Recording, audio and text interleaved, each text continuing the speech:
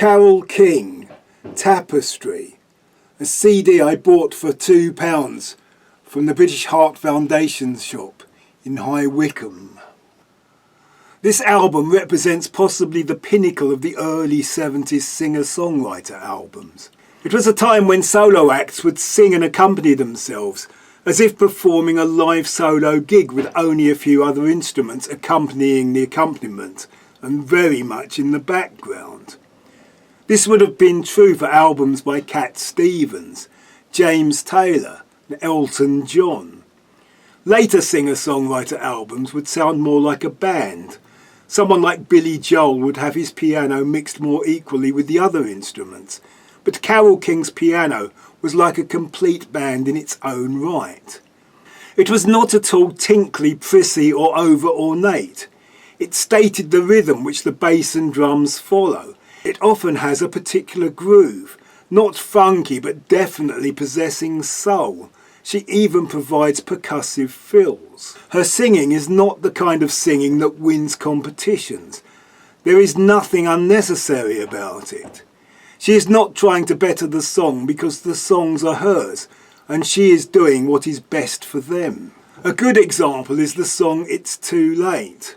There is film of her playing all that needs playing with just a guitarist. I think the lyric lacks the kind of inspiration that characterised the songs she wrote with her ex-husband, but it has a strong, memorable melody and a piano part that includes instrumental flourishes that on a bigger production could have been strings or horns.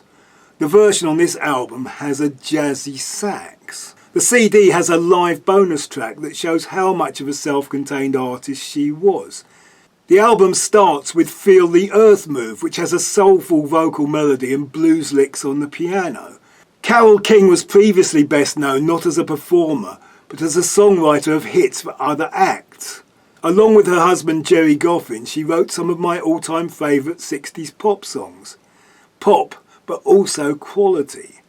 Songs like Going Back, Pleasant Valley Sunday, and Halfway to Paradise, though they may now be more famous for their song The Locomotion. This album is all about the songs from a time when people wanted to hear good songs rather than just good singing. The song Way Over Yonder sees her writing, playing and singing a very authentic sounding gospel song.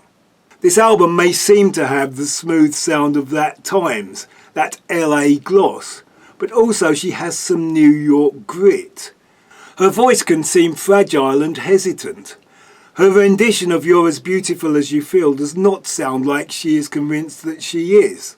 Many of these songs have been covered, and I possibly prefer James Taylor's You've Got a Friend or Aretha Franklin's You Make Me Feel Like a Natural Woman. I possibly even prefer the teenage Carole King's original version of Will You Still Love Me Tomorrow.